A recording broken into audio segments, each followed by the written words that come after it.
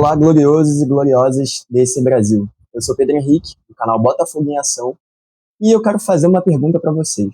Será que vai existir algum clube capaz de derrotar o Botafogo de Martin Anselmi em 2026? Vem comigo que eu conto melhor essa história depois da vinheta, é claro.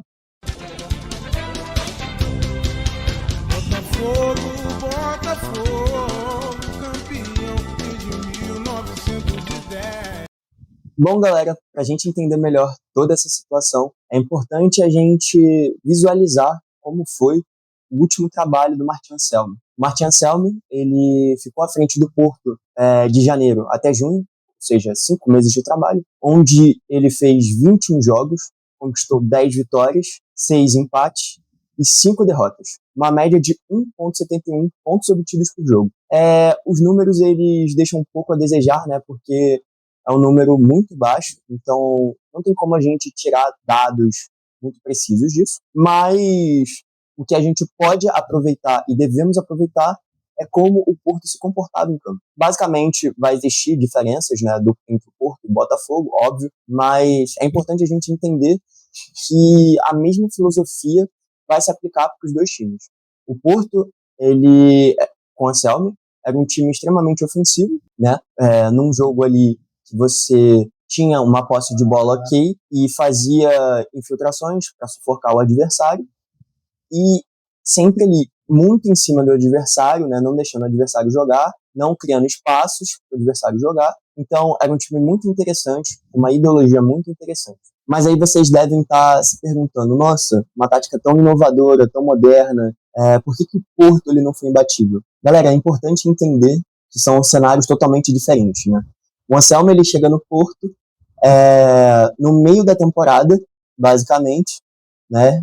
Então, o Porto ele já tinha uma outra filosofia de jogo, totalmente diferente da do Anselmi. Então, ele precisou adaptar de novo os jogadores à sua filosofia de jogo. Então, o Porto ele não tinha esse estilo tão ofensivo assim. O estilo do Anselmi, ele oferece mais ofensividade. Então, alguns clubes, por exemplo, já usam essa formação na Europa e se dão super bem.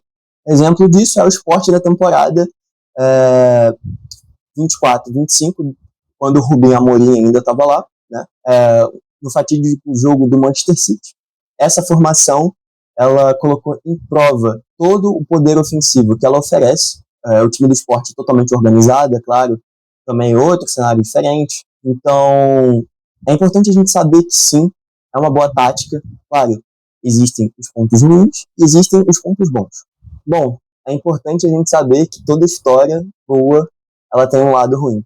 O que acontecia com esse Porto do Anselmi? Era um time que sabia atacar muito bem, né? Tinha um jogo posicional ótimo, trocava muito bem a posse de bola, ofensivamente falando, era muito bom, entendeu? Eles conseguiam extrair o máximo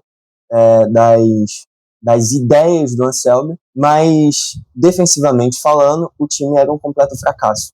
O que acontecia? O Porto, quando perdia a bola, não sabia organizar a defesa, basicamente, né? Daqui a pouco eu vou mostrar como que era a ideia do Anselmi para organizar essa defesa, que era muito mal executada pelo Porto. Então, por isso que eles perdiam jogos importantes, né? Porque o time ficava o tempo todo lá, martelando. Só que quando eles perdiam a posse de bola e tomavam contra-ataque, o time não sabia se organizar defensivamente, acabava tomando gols, entregando partidas importantes. Óbvio, o Anselmi, ele deve buscar esse equilíbrio, né, entre defesa e ataque, para essa estatística não ser desproporcional, né? O Porto fazia muito gol, mas também sofria muito gol, o que não é legal, entendeu? Porque você pode entregar partidas importantes. E a gente está falando de um time que não pode errar esse ano de 2026, né? Então, o Anselmi, ele vai ter esse desafio no Botafogo, que é fazer com que o time erre menos que o Porto errava, entendeu? Então, esse é o maior desafio do Martin Anselmi para 2026. E eu vou mostrar agora, na prática, como o time se comportava em campo, para vocês terem uma ideia de como talvez o Botafogo jogue. Bom, galera, agora falando taticamente aqui, né, como o Botafogo deve se comportar em campo, eu acredito que esse seja o possível desenho aqui. Vou ajeitar as pecinhas só para vocês terem mais noção. basicamente aqui, e podemos deixar assim. Esse é o desenho, basicamente, da formação, que eu acredito que o Anselmo deve seguir. É o mesmo desenho de jogo do Porto, claro, com ideias diferentes, né? O Anselmo ele pode pensar outras coisas, não vai ser 100% fiel, isso aqui é só uma análise para a gente tentar entender. Então, eu vou explicar basicamente aqui como deve se comportar o Botafogo. Bom, o Anselmo, ele gosta de goleiro com uma boa saída de bola, né, um goleiro que comece as jogadas.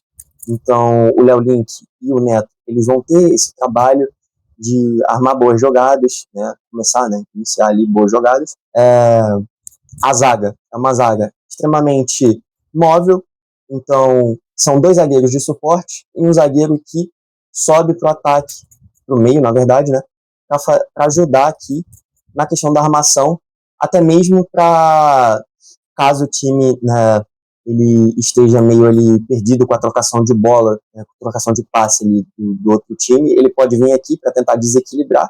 Claro, a defesa ela fica muito vulnerável, mas aí tem a cobertura dos alas, entendeu? Então os alas vão ser muito importantes nesse esquema tático do Anselmo. Então a gente vai ter um zagueiro subindo e dois ali ficando na contenção, caso ocorra um contra-ataque. E o que acontece aqui no meio de campo?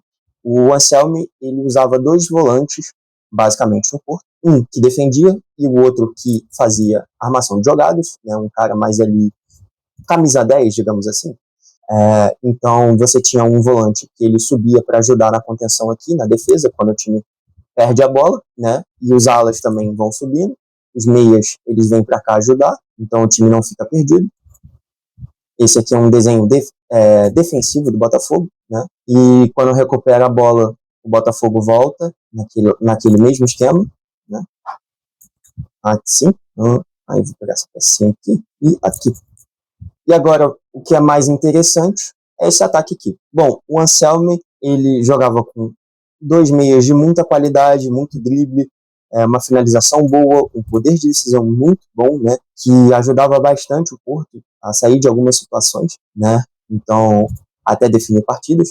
Então, os dois meias são muito importantes. E o que acontece com o centroavante, né? O Porto, ele não jogava com um centroavante fixo. O Samu, que era o centroavante do Porto, ele muitas das vezes voltava, né, uma espécie de oportunista, enquanto os dois meios ofensivos do Anselmo, eles faziam salseiro aqui na zaga adversária. Então, eles buscavam sempre uma finalização, um drible objetivo, e o Samu, ele sempre ficava aqui aproveitando as oportunidades, mas nunca um cabeça de área, sabe? Um cara muito fixo. Ele é um cara extremamente móvel que ficava rondando essa área de ataque aqui.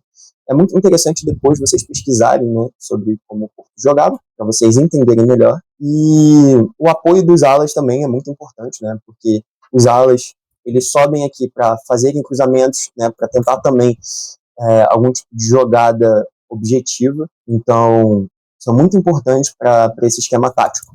Então, é basicamente isso, galera. Aqui é um desenho, né, ilustrativo, é claro. Eu não sei se o Anselmo realmente vai jogar assim, mas eu acredito que ele vai seguir essa lógica aqui que eu estou explicando para vocês. Esse é um resuminho, basicamente.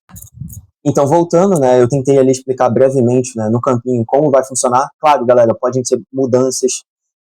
O Anselmo pode pensar uma coisa diferente. Eu estou me baseando no que foi o time dele do Porto, né, o último trabalho dele, o trabalho mais recente dele. Eu acredito que o time vai se desenhar assim, vai jogar da mesma forma, digamos, né, um desenho no campo parecido, mas com uma filosofia talvez diferente. Então, a gente tem que observar bastante. O que eu posso dizer é que o time vai ser extremamente ofensivo, não vai deixar os adversários jogar, vai ter uma boa saída de bola, eu acredito bastante, né? Então o Anselmo vai explorar várias coisas que não foram exploradas por treinadores anteriores, né? Então vai ser muito legal, vai ser muito interessante a gente ver a evolução do Botafogo em 2026. E pode ser que o time se torne imbatível com isso. Eu acredito, né, claro, nossa, pode ser um exagero da minha parte, mas eu acredito que o Botafogo vai dar muito trabalho para os adversários. Então, ficaremos ansiosos aí pela estreia do Anselmo, né, com todo o elenco principal, né, porque a gente tem que ver esse esqueleto, né, se realmente o desenho do time vai ser esse. Então, é basicamente isso. Agradeço a todos pela atenção no vídeo. Se inscrevam no canal, é importante, ativem os sininhos. Deixem aí nos comentários o que vocês acharam do vídeo, é muito importante para a nossa evolução, para a gente evoluir nos conteúdos aqui do canal. Então, por favor, deixem um comentário, deixem um gostei, compartilhem com os amigos alvinegros, apaixonados e fanáticos pelo Botafogo. E é isso, gente. Muito obrigado de coração a todos que estiveram até agora comigo no final. Um grande salve para vocês e até a próxima.